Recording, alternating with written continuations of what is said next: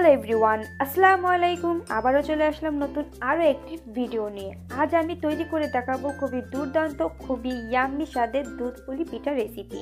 যেহেতু শীত চলে এসেছে, এই শীতের মৌসুমে পিঠা খাবো না তা বলে কি হয়? অনেকেই নতুন আছেন যারা পিঠা বানাতে খুবই অসুবিধাতে পড়ে যান বা বানাতেও পারেন না। তাদের জন্য খুবই সহজ এবং সিম্পল ওয়েতে এই পিঠার রেসিপিটি বানিয়ে আমি দেখাবো।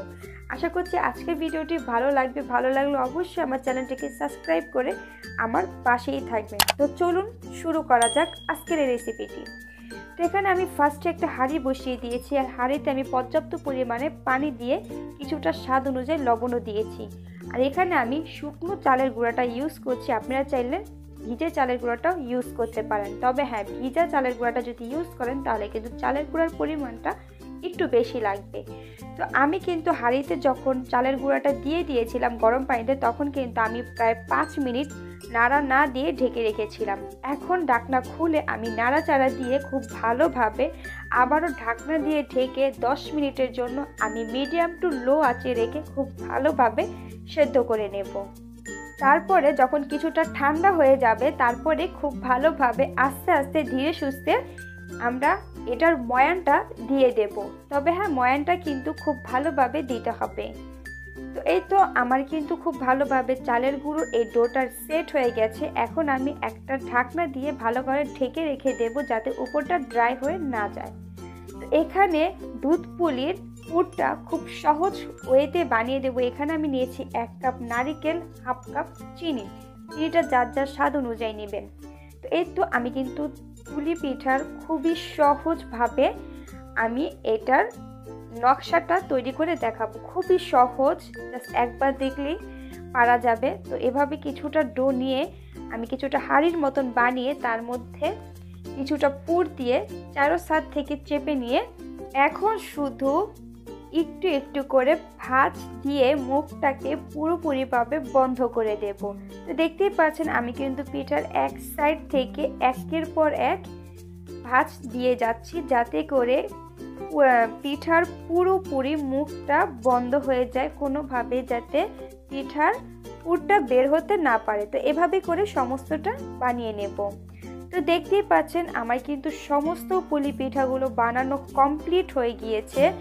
আর এই পিঠাগুলো যখন বানানো হয়ে যাবে, সাথে সাথেই কিন্তু এটাকে চুলায় রান্না করতে হবে, না হলে দেখা যাবে ভেঙে যাবে।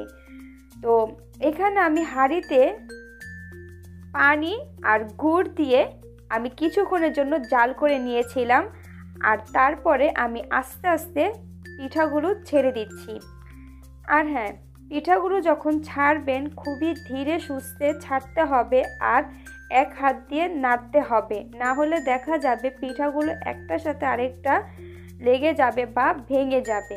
তো এই কাজটা খুবই সাবধান হতে করতে হবে, কোনোভাবে তাড়াহুড়া করলে কিন্তু হবে না।